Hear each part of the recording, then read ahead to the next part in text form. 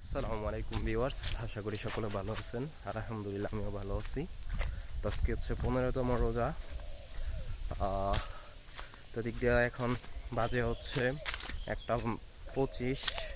তো হেঁটে হেঁটে হচ্ছে আমাদের গজারিয়া মোড়ে যাচ্ছি।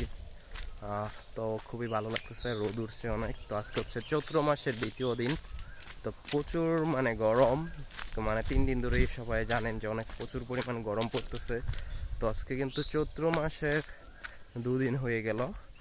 তো তাই বেশি গরম এই সময় হচ্ছে পানি শুকিয়ে যায়, অনেক খরা পড়ে, যা বাংলাদেশে সবাই জানেন। তো 2-1 বছর ধরে একটু খরা কমই পড়তেছে চৈত্র মাসে, কিন্তু এই মাসে কি এরকম হয় জানা নাই এই বছর।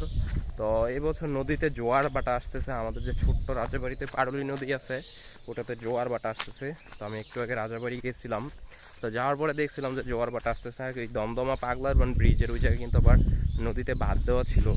তো আমাদের এইদিকে রাজাবাড়িতে আবার যারা ফসলের ক্ষেত, ধান ক্ষেত, ধানের জমি চাষ করে, তো আমাদের পারুলি নদীর পানি শুকিয়ে যাওয়ার কারণে আমাদের এলাকার কিছু গণ্যমান্য লোক ছিল, ওরা যা জানায় যে আমাদের এলাকার উন্নয়নের বা ফসলের জমিগুলো নষ্ট হয়ে যাচ্ছে, অনেক জমি।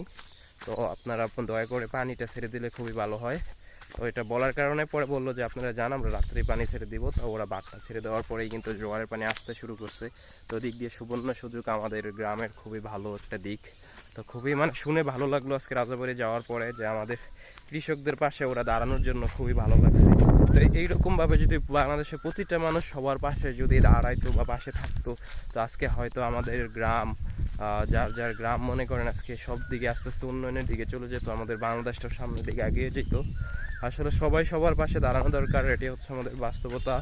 বাস্তবতার সম্মুখে আমরা কার উপরে কে উঠবো এটা চিন্তা ভাবনা না করে, আমি যদি তার পাশে দাঁড়াই, সে যদি আমার পাশে দাঁড়ায়, এভাবে যদি সহযোগিতা করে মানুষ মানুষের পাশে দাঁড়ায়, তো অবশ্যই একদিন বাংলাদেশ অনেক সুন্দর হয়ে যাবে।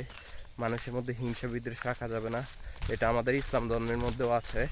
তো সবাই চেষ্টা করবো সবার পাশে দাঁড়ানোর জন্য, ক্ষতির চেষ্টা না করে সবসময় মানুষের ভালো দিকটা তুলে ধরার জন্য চেষ্টা করবো, ওর ভালো সময় থাকার চেষ্টা করবো, দুঃসময় পাশে থেকে সাপোর্ট দেওয়ার চেষ্টা করবো যতটা পারি। ইনশাল্লাহ সবাই সবার পাশে থাকবো।